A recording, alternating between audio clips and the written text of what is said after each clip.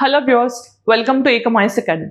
ఈ రోజు మనం ఈ వీడియోలో వైల్డ్ లైఫ్ కన్జర్వేషన్ ఎఫర్ట్స్ ఇండియాలో మనం ఏం తీసుకుంటున్నాం, డిఫరెంట్ ప్రాజెక్ట్స్ ఏంటి, లైక్ మన project tiger, project cheetah, project crocodile, project Hangul, ఇలా డిఫరెంట్ ప్రాజెక్ట్స్ ఉన్నాయి కదా.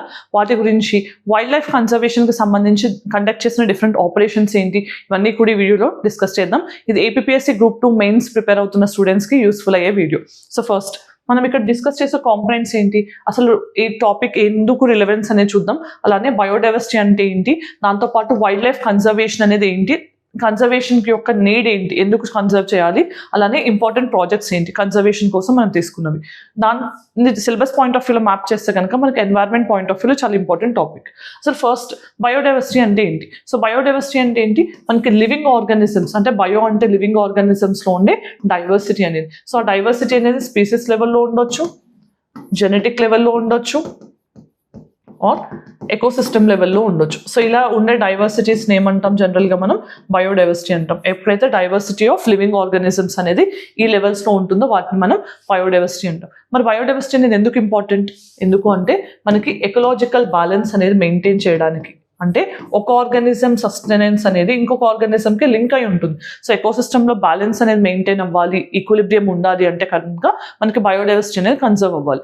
దాంట్లో భాగంగా వైల్డ్ లైఫ్ కన్జర్వేషన్ గురించి డిస్కస్ చేద్దాం. అసలు వైల్డ్ లైఫ్ కన్జర్వేషన్ అంటే ఏంటి, మనకి వైల్డ్ లైఫ్ అనేవి చాలా ఇంపార్టెంట్ రోల్ ప్లే చేస్తాయి. కొన్ని స్పీసెస్ ఏమో ఇండికేటర్ స్పీసెస్గా, కొన్నేమో ఫ్లాగ్షిప్ స్పీసెస్గా ఉంటాయి, కొన్నేమో అంబ్రెలా స్పీసెస్ ఉంటాయి, కొన్ని కీ స్టోన్ స్పీసెస్ ఉంటాయి. ఇలా ప్రతి పర్టికులర్ ఆర్గానిజం ఏదైతే ఉంటుందో వైల్డ్ లైఫ్, వాటికి ఒక యూనిక్ ఫంక్షనల్ రోల్ అనేది ఉంటుంది ఎకోసిస్టమ్లో.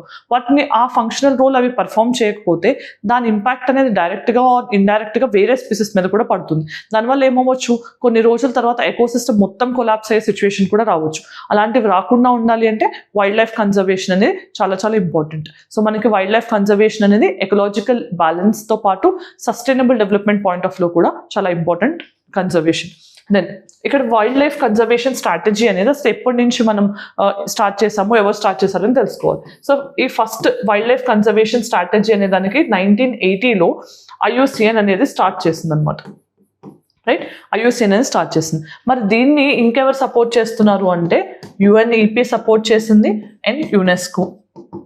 ఓకే, సో వీళ్ళందరూ కూడా అడ్వైస్ చేయడము, దాంతోపాటు ఫైనాన్షియల్గా అసిస్ట్ చేయడము, అండ్ FAO అండ్ WWF ఇదేమో మనకి ఫుడ్ అండ్ అగ్రికల్చర్ ఆర్గనైజేషన్, దాంతోపాటు మనకి world wide fund for nature. So వీళ్ళేమో బడ్జెటరీ సపోర్ట్స్తో పాటు మనకి అడ్వైజెస్ ఇవ్వడం, టెక్నికల్గా వాళ్ళకి హెల్ప్ చేయడం, ఇవన్నీ చేస్తున్నారు. బట్ ఈ వైల్డ్ లైఫ్ కన్జర్వేషన్ స్ట్రాటజీ అనేది IUCN 1980లో స్టార్ట్ చేసింది. రైట్, దెన్ మనకి ఇక్కడ అసలు నీడ్ ఏంటి అని చూద్దాం. నీడ్ ఏంటి అంటే మనకి ఆల్మోస్ట్గా 1970s 1960sతో పోలిస్తే కనుక మనకు almost 60% of the wild life ఏవైతే ఉందో అది అంతరించిపోతుంది అనమాట. ఓకే, అండ్ WWF మనకి లివింగ్ ప్లానెట్ రిపోర్ట్ అనేది ఎవ్రీ 2 yearsకి వన్స్ రిలీజ్ చేస్తూ ఉంటుంది. ఈ లివింగ్ ప్లానెట్ రిపోర్ట్లో కూడా లార్జ్ స్కేల్ వైల్డ్ లైఫ్ అనేది లూజ్ అవ్వడానికి కారణాలు మనకి పోచింగ్ కానీ, స్మగ్లింగ్ కానీ, బయోడైవర్సిటీ లాస్ కానీ, ఇలాంటివన్నీ are climate change point of వ్యూలో పొల్యూషన్ కానీ, ఇవన్నీ రీజన్స్గా చెప్పి మనకి చాలా వరకు మన వైల్డ్ లైఫ్ అనేది కనుమరుగవుతుంది అని చెప్పి రిపోర్ట్ హైలైట్ చేయడం జరిగింది. దాంతోపాటు ఏంటి, మనం 6th మాస్ ఎక్స్టింక్షన్ అనే దాన్ని కూడా ఆల్రెడీ ఫేస్ చేస్తున్నాం. దీంట్లో భాగంగా చాలా వరకు స్పీసెస్ అనేవి లాస్ అవుతూ ఉన్నాయి. సో వీటన్నిటిని దృష్టిలో పెట్టుకుని మనం ఏంటి, వైల్డ్ లైఫ్ని కన్జర్వ్ చేయాలి. మన కన్జర్వేషన్ అనేది ఎలా చేస్తున్నాము అనేది తెలుసుకోవాలి. ఇక్కడ ఏంటి, కన్జర్వేషన్లో కొన్నిసార్లు గవర్నమెంట్స్ ఇంటర్ఫియర్ అవ్వచ్చు, వాళ్ళు స్టార్ట్ చేయొచ్చు, లేదంటే NGOs అండ్ పబ్లిక్ ప్రైవేట్ పార్ట్నర్షిప్స్తో కానీ. మనకి NGOs అనగానే wild life conservation point of వ్యూలో WWF అనేది ఉంది, IUCN అనేది ఒక NGOనే, మనకి ట్రాఫిక్ అనేది ఉంది. సో ఇలా డిఫరెంట్ NGOs అనేవి వైల్డ్ లైఫ్ కన్జర్వేషన్ కోసం ట్రై చేస్తున్నాయి అనమాట. ఇవన్నీ కూడా కలిపి మనకి డిఫరెంట్ ప్రాజెక్ట్స్ అనేవి డిఫరెంట్ పార్ట్స్ ఆఫ్ ద వరల్డ్లో ఇవి లాంచ్ చేయడం జరుగుతుంది. మరి దాంట్లో భాగంగా ఫస్ట్ ప్రాజెక్ట్ మనం డిస్కస్ చేసేది ఏంటి అంటే project tiger.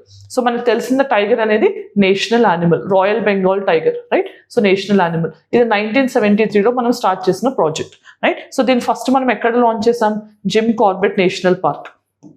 Okay, so Jim Corbett national పార్క్లో దీన్ని లాంచ్ చేసి మనం అఫీషియల్గా 9 టైగర్ రిజర్వ్స్ నుంచి మనం ఇది స్టార్ట్ చేయడం జరిగింది. మరి ఇక్కడ మెయిన్ ప్రాజెక్ట్ ఏంటి, ఇది ఒక సెంట్రల్లీ స్పాన్సర్డ్ స్కీమ్ అనమాట. అంటే సెంటర్ అండ్ స్టేట్స్ కూడా రెండు కలిపి ఈ ప్రాజెక్ట్ని ఇంప్లిమెంట్ చేస్తాయి. మరి దీన్ని ఎవరు ఇంప్లిమెంట్ చేస్తున్నారు ఈ మధ్య కాలంలో అంటే NTCA, national tiger conservation authority. ఇది ఒక స్టాట్యూటరీ బాడీ, 2006లో క్రియేట్ అయిన స్టాట్యూటరీ బాడీ. సో ఇది ప్రాజెక్ట్ టైగర్ని ఇంప్లిమెంట్ చేస్తూ ఉంటుంది.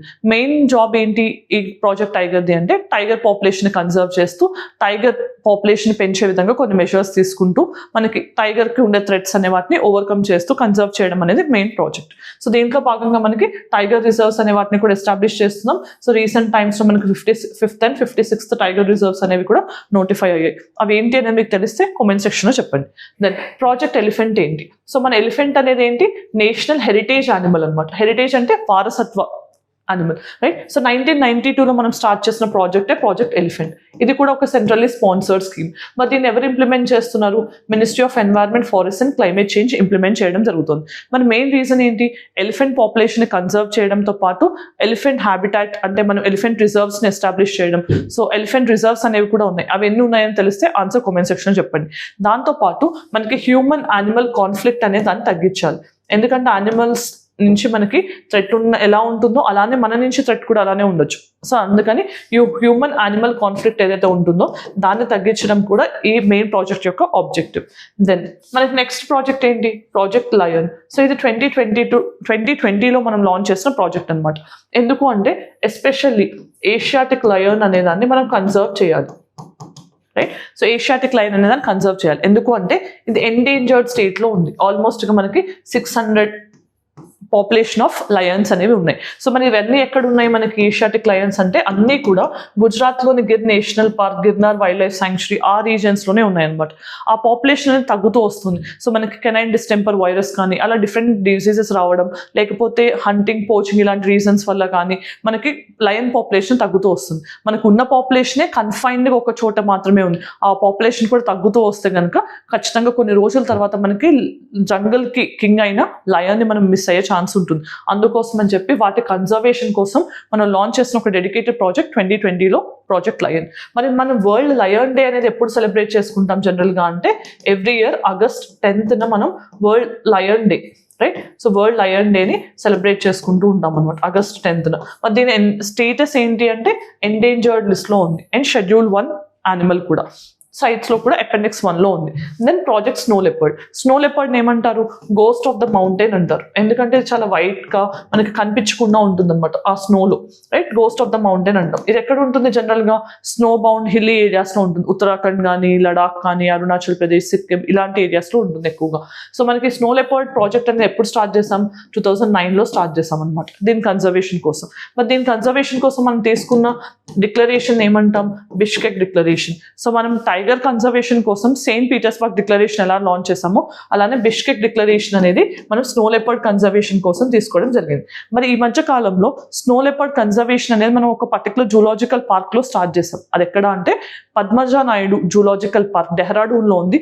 దాంట్లో ఆర్టిఫిషియల్గా స్నో లెపర్డ్స్ని బ్రీడ్ చేయడం అనేది కూడా ఫస్ట్ టైం జరిగింది. సో ఇలాంటివి కూడా గుర్తుపెట్టుకోవాలి. మరి దీని IUCN స్టేటస్ ఏంటి, వల్నరబుల్. సో మనం దీంట్లో భాగంగా ఈ ప్రాజెక్ట్లో 2020లో ఏం చేసాం, ఒక సెక్యూర్ హిమాలయ ఇనిషియేటివ్ అనేది లాంచ్ చేసాం అనమాట.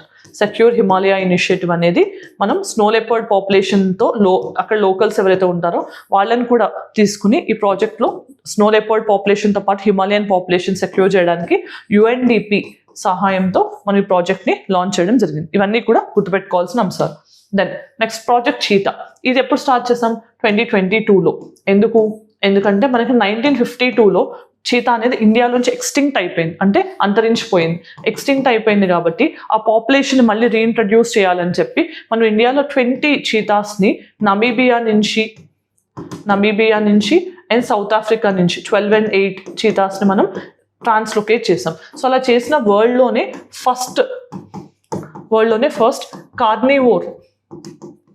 కార్నివోర్ ట్రాన్స్లొకేషన్ ప్రాజెక్ట్ ఏదైనా ఉంది అంటే అది ఇది అనమాట, రైట్. సో ఇది మనం ఎక్కడ చేసాం, కునో నేషనల్ పార్క్లో చేయడం జరిగింది. సో కునో నేషనల్ పార్క్ మధ్యప్రదేశ్లో మనం చీతాస్ని నమీబియా నుంచి సౌత్ ఆఫ్రికా నుంచి తీసుకున్న వాటిని ఇక్కడ ట్రాన్స్లోకేట్ చేసాం. ఇది ప్రాజెక్ట్ చీతా 2022లో. సో చీతా పాపులేషన్ పెంచడానికి. దెన్ ప్రాజెక్ట్ హంగుల్, ఇదేంటి మనకు 1970లో లాంచ్ చేసిన ప్రాజెక్ట్. ఇది ఎక్కడ జమ్మూ అండ్ కాశ్మీర్లోని దచ్చిగమ్ నేషనల్ పార్క్ ఏదైతే ఉందో అక్కడ మనకి ఎక్కువగా ఈ హంగుల్ పాపులేషన్ అనేది కనిపిస్తుంది అనమాట. రైట్. సో ఈ జమ్మూ అండ్ కాశ్మీర్ గవర్నమెంట్ అనేది అప్పుడు WWF world wide fund for nature అనే ఒక NGOతో కలిసి ఈ పాపులేషన్ ఆఫ్ హంగుల్ని ప్రొటెక్ట్ చేయడానికి లాంచ్ చేసిన ప్రాజెక్టే 1970లో ప్రాజెక్ట్ హంగుల్. దీంట్లో ఏంటి మనకి అక్కడ లోకల్స్ ట్రైబ్స్ ఎవరైతే ఉంటారో లైక్ బకర్వాల్స్ కానీ, ఓకే, సో ఇలాంటి బకర్వాల్స్ వీళ్ళ హెల్ప్ తీసుకుని మనం హంగుల్ పాపులేషన్ని పెంచడానికి తీసుకున్న ప్రాజెక్ట్. సో దీని తర్వాత ఏ బ్రాండ్తో మళ్ళీ రీఇంట్రడ్యూస్ చేశారు? Save Kashmirs red Deere hangul అనే నేమ్తో దాన్ని మళ్ళీ రీఇంట్రడ్యూస్ చేయడం జరిగింది. సో పాపులేషన్ ఆఫ్ హంగుల్ని పెంచడానికి. రైట్, ఇది ఇంపార్టెంట్ ప్రాజెక్ట్. దెన్ ఇక్కడ ప్రాజెక్ట్ క్రోకోడైల్ అనేది మనం ఎప్పుడు స్టార్ట్ చేసాం? 1975లో స్టార్ట్ చేసాం. ఎక్కడ? బిత్తర్కనిక నేషనల్ పార్క్ ఒడిస్సాలో ఉంది. అక్కడ దీన్ని స్టార్ట్ చేయడం జరిగింది ఒడిస్సాలో. మరి దీన్ని ఎవరు స్టార్ట్ చేశారు? మనకి UNDP అండ్ FAO కలిసి దీన్ని లాంచ్ చేయడం జరిగింది. మరి మనం గరియల్స్ అని వింటుంటాం కదా, మనకి 3 types ఆఫ్ క్రోకోడైల్స్ అనేవి ఇండియాలో చాలా ఫేమస్. అదేంటి? గరియల్ అనేది మనకి critically endangered CR fresh water crocodile అనమాట. దాని తర్వాత మనకి సెకండ్ సాల్ట్ వాటర్ క్రోకోడైల్ అనేది ఉంటుంది. దాంతోపాటు మగ్గర్ అనేది కూడా ఉంది. సో ఇవి 3 types ఆఫ్ క్రోకోడైల్స్ ఇండియాలో బాగా ఫేమస్గా కనిపిస్తాయి. సో వాటి గురించి ఒక పిక్టోగ్రాఫ్ చూద్దాం ఒకసారి. గరియల్స్ అనేవి మీరు చూడొచ్చు. గరియల్స్ ఇలా ఉంటాయి అనమాట. సో రైట్, దాని తర్వాత ఇక్కడ చూస్తే గరియల్స్ అనేది క్రిటికల్లీ ఎండేంజర్డ్ కేటగిరీలో ఉంది. సో గరియల్స్ అనేవి చాలా చాలా ఇంపార్టెంట్. మరి ఇవి ఎక్కడ కనిపిస్తుంటాయి? ఫ్రెష్ వాటర్లోనే కనిపిస్తుంటాయి, రివర్స్ కానీ అక్కడ. నెక్స్ట్ మనకి mugger crocodile. So mugger status ఏంటి? వల్నరబుల్లో ఉంది. మరి ఇది ఎక్కడ కనిపిస్తుంటుంది? ఫ్రెష్ వాటర్లోనే. అండ్ ఇంకొకటి ఓన్లీ కనిపించేది ఏంటి? Salt water crocodile. ఇది ఎక్కడ? బ్రాకిష్ వాటర్, మ్యాంగ్రోవ్స్ లో అలాంటి చోట కనిపించేది సాల్ట్ వాటర్ క్రోకోడైల్. దీని పాపులేషన్ బాగానే ఉంది కాబట్టి లీస్ట్ కన్సర్న్ లో ఉంది. సో ఇవన్నీ 3 ఇంపార్టెంట్ క్రోకోడైల్స్ అనమాట ఇండియాలో కనిపించేవి.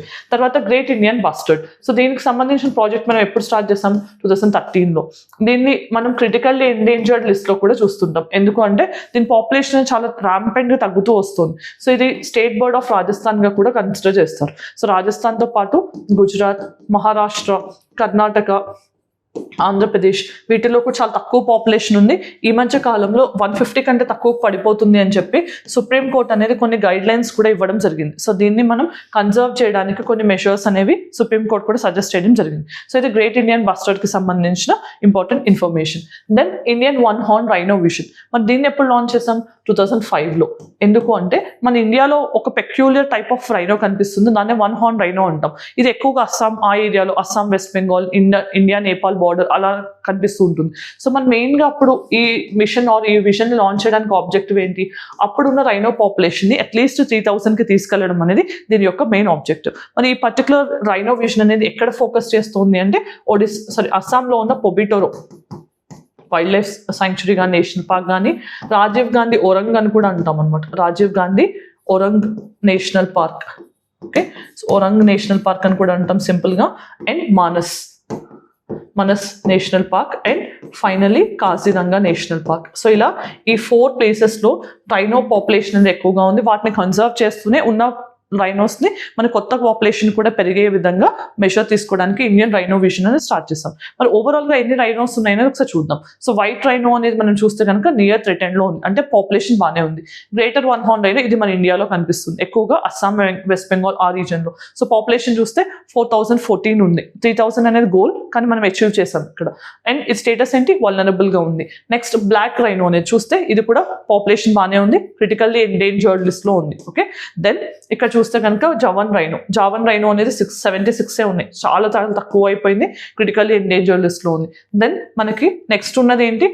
Sumatran rhino, so జావన్ rhino, Sumatran rhino Indonesia నుంచి, ఇది కూడా డిక్రీజింగ్ పాపులేషన్, క్రిటికల్లీ ఎండేంజర్డ్. అంటే టోటల్ 5 రైనోస్ ఉంటే దాంట్లో మనకి ఇండియాలో కనిపించే 1 హార్న్ రైనో వల్నరబుల్లో ఉంది, Javan rhino, black rhino and Sumatran rhino అనేవి క్రిటికల్లీ ఎండేంజర్డ్ లిస్ట్లో ఉన్నాయి. సో ఇవి ఇంపార్టెంట్ ఇన్ఫర్మేషన్. నెక్స్ట్ మనకి ఇంకో ప్రాజెక్ట్ ఏంటి అంటే ప్రాజెక్ట్ డాల్ఫిన్. ఇదేంటి, గ్యాంగటిక్ డాల్ఫిన్ ని మనం కన్జర్వ్ చేయడానికి లాంచ్ చేసిన ప్రాజెక్ట్. మరి ఇది ఎప్పుడు లాంచ్ చేస్తామని తెలిస్తే కనుక మీ ఆన్సర్ కామెంట్ సెక్షన్లో చెప్పండి. గ్యాంగటిక్ డాల్ఫిన్ యొక్క స్పెషాలిటీ ఏంటి, ఇవి బ్లైండ్ అనమాట. వీటికి సూసు అని కూడా అంటారు. ఇవి బ్లైండ్. సో ఏంటంటే జనరల్గా మూమెంట్ని బట్టి అవి జనరల్గా క్యాచ్ చేస్తుంటాయి కానీ అవి కనిపించదు వాటికి. దానివల్ల ఏంటంటే అది ఎయిర్ బ్రీత్ చేసినప్పుడు అలాంటి మూమెంట్స్ని బట్టి యానిమల్స్ని డిటెక్ట్ చేస్తూ ఉంటాయి. సో ఇవి ఎక్కువ ఫ్రెష్ వాటర్ స్పీసెస్, అందుకని వీటిని ఏమంటాం, ఇండికేటర్ స్పీసెస్ అంటాం. సో ఓన్లీ ఫ్రెష్ వాటర్లోనే ఉంటాయి. ఇవి ఉన్నాయంటే వాటర్ ఫ్రెష్గా ఉంది, పొల్యూట్ అవ్వలేదని అని చెప్పొచ్చు. సో గంగా రివర్ కానీ, బ్రహ్మపుత్ర రివర్ కానీ, వాటి ట్రిబ్యూటరీస్లో కానీ ఎక్కువగా ఈ గ్యాంగటిక్ రివర్ డాల్ఫిన్ అనేది కనిపిస్తుంది. మరి దీన్ని ఏమంటాం మనం, నేషనల్ అక్వాటిక్ యానిమల్ అని కూడా అంటాం అనమాట. రైట్. సో నెక్స్ట్ మరి ఇప్పుడు మనం వైల్డ్ లైఫ్ కన్జర్వేషన్కి సంబంధించిన ఆపరేషన్స్ని క్విక్గా చూద్దాం. Operation save kurma. కూర్మా అంటే తెలిసిందే కదా మనకి, టర్టిల్స్ కానీ టార్టాయిస్కి సంబంధించిన operation. Save live turtles and tortoise. తర్వాత టర్టిల్ షీట్, ఇది కూడా లైవ్ టర్టిల్స్కి సంబంధించిన ఆపరేషన్. దెన్ లెస్ నో అంటే ఏంటి, లెస్సర్ నోన్ యానిమల్స్ కానీ బర్డ్స్ కానీ ఏవైతే ఉంటాయో వాటిని కన్జర్వ్ చేయడానికి, అంటే ఎక్కువగా తెలియని వాటిని కూడా కన్జర్వ్ చేయడానికి లాంచ్ చేసిన ఆపరేషన్ ఇదనమాట. దెన్ ఆపరేషన్ క్లీన్ ఆర్ట్, చాలా ఇంపార్టెంట్ ఆపరేషన్ ఇది. మంగూస్ ఏదైతే ఉంటుందో దానికి హెయిర్ అనే దాన్ని కూడా ట్రేడ్ కానీ పోచింగ్ కానీ చేస్తున్నారు, దాని నుంచి బ్రషెస్ చేస్తారనమాట. అవి చేయకుండా ఉండడానికి వైల్డ్ లైఫ్ కంట్రోల్ బ్యూరో అనేది ఉంది మన దగ్గర. సో దాని నుంచి మనం wild life crime control bureau, WCCB, ఇది కూడా ఒక స్టాట్యూటరీ బాడీ. ఇవి కండక్ట్ చేసిన ఆపరేషన్స్లో ఒకటి. దెన్ ఆపరేషన్ సాఫ్ట్ గోల్డ్, ఇదేంటి అంటే మనకి షాతూష్ షాల్ అనేది ఉంటుంది అనమాట, అంటే ఊల్ అనే షీప్ నుంచి వస్తుంది, దాన్ని ఎండేంజర్ చేయకుండా ఉండడానికి కండక్ట్ చేసిన ఆపరేషన్. తర్వాత ఆపరేషన్ బెర్బిల్, ఇదేంటి మనకి వైల్డ్ క్యాట్ అనమాట, wild bird and wild cat species, దాన్ని కన్సర్వ్ చేయడానికి లాంచ్ చేసిన operation. Then operation wild net, ఇదేంటి మనకి జనరల్గా ఇంటర్నెట్ యూస్ చేసి, సోషల్ మీడియా ప్లాట్ఫామ్స్ని యూస్ చేసి వైల్డ్ లైఫ్ కన్సర్వేషన్ గురించి, ఇల్లీగల్ వైల్డ్ లైఫ్ ట్రేడ్ జరగకుండా చూడటానికి లాంచ్ చేసిన operation. Then operation free fly అంటే ఏంటి, illegal trade of live birds అనేది జరగకుండా చూడటానికి. And operation wet mark, prohibition of sale of meet of wild animals అనేది ఆపడానికి ఇది ఇండియా మొత్తం లాంచ్ చేసిన ఆపరేషన్. మరి ఇవన్నీ చూసాం కదా, ఇండియాలో ఎలాంటి లాస్ ఉన్నాయి వైల్డ్ లైఫ్ని కన్సర్వ్ చేయడానికి అంటే, first wild life protection act 1972, ఇది ఇండియా పార్లమెంట్లో పాస్ చేసిన first wild life related act. Then environment protection act, ఇది కాంప్రహెన్సివ్గా అన్నింటినీ కవర్ చేస్తుంది, దాంట్లో భాగంగా వైల్డ్ లైఫ్ కూడా కన్సర్వ్ అవుతుంది. Then biological diversity act, so wild life అనేది బయోలాజికల్ డైవర్సిటీ ఆర్ బయోడైవర్సిటీలో కూడా ఇంటిగ్రల్ కాబట్టి ఈ 3 లాస్ అనేవి వైల్డ్ లైఫ్ కన్సర్వేషన్కి మనకి హెల్ప్ చేస్తున్నాయి. దెన్ ఇప్పుడున్న కన్వెన్షన్స్ ఏంటో చూద్దాం. కన్వెన్షన్స్ పాయింట్ ఆఫ్ వ్యూలో చూస్తే CITES convention, convention on international trade on endangered species, దీన్ని వాషింగ్టన్ కన్వెన్షన్ అని కూడా అంటాం. అయితే ఎండేంజర్డ్ స్పీసెస్ ఏవైతే ఉంటాయో వాటిలో ట్రేడ్ వెళ్లకుండా, అవి ఇంకా పాపులేషన్ తగ్గకుండా ఉండడానికి ఒక కన్వెన్షన్. తర్వాత CMS ఆర్ బార్న్ కన్వెన్షన్ అంటాం, convention on migratory species. So దీనివల్ల అడ్వాంటేజ్ ఏంటి, సో మనకి మైగ్రేటరీ స్పీసెస్ ఏవైతే ఉంటాయో వాటిని కూడా కన్జర్వ్ చేయాలి అనే రీజన్తో ఈ కన్వెన్షన్ సైన్ చేయడం జరిగింది. తర్వాత CBD, UNCBD అంటే కన్వెన్షన్ ఆన్ బయోలాజికల్ డైవర్సిటీ, బయోడైవర్సిటీని ప్రొటెక్ట్ చేయడానికి. వరల్డ్ హెరిటేజ్ కన్వెన్షన్, సో కొన్నిసార్లు మనకి వైల్డ్ లైఫ్ అనేది హెరిటేజ్ కూడా చాలా ఇంపార్టెంట్, లైక్ మనం ఎలిఫెంట్ని హెరిటేజ్ యానిమల్గా గుర్తించాం కదా, అలాంటి వాటిని కన్సర్వ్ చేయడానికి. దెన్ రామ్సార్ కన్వెన్షన్, వెట్లాండ్స్ కన్జర్వేషన్కి కానీ. ట్రాఫిక్ అనేది ఒక NGO. దెన్ మనకి ఇంటర్నేషనల్ వేలింగ్ కమిషన్ అనేది ఉంది, సో కమర్షియల్ వేలింగ్ అనేది దాన్ని ప్రొహిబిట్ చేయడానికి. IUCN అనేది ఒక NGO. తర్వాత గ్లోబల్ టైగర్ ఫోరం అనేది టైగర్ కన్జర్వేషన్ కోసం ఉన్న ఇంటర్ గవర్నమెంటల్ ప్లాట్ఫామ్. సో ఇవన్నీ కూడా వైల్డ్ లైఫ్ కన్జర్వేషన్ కోసం ఉన్న ఇనిషియేటివ్స్ అండ్ కన్వెన్షన్స్. సో మరి ఈ రోజు ప్రాక్టీస్ క్వశ్చన్ ఏంటనే చూద్దాం. If you want to see gharials in their natural habitat, which of the following is the best place to visit? మన గరియల్ చూడాలి అంటే వీటిలో ఎక్కడ కనిపిస్తుంది అనే ఆన్సర్ కామెంట్ సెక్షన్లో చెప్పండి. దెన్ ఈ రోజు మనం ఈ వీడియోలో వైల్డ్ లైఫ్ కన్జర్వేషన్కి సంబంధించి ఇండియా తీసుకుంటున్న ఎఫర్ట్స్ ఏంటి అనేది డిఫరెంట్ ప్రాజెక్ట్స్ పాయింట్ ఆఫ్ వ్యూలో డిస్కస్ చేసాం. అలానే డిఫరెంట్ ఆపరేషన్స్ ఏంటి అనేది కూడా నేను ఎక్స్ప్లెయిన్ చేయడం జరిగింది. మీకు ఈ వీడియో నచ్చినట్లయితే మీ ఒపీనియన్ కామెంట్ సెక్షన్లో చెప్పండి. Thanks for watching. All the very best.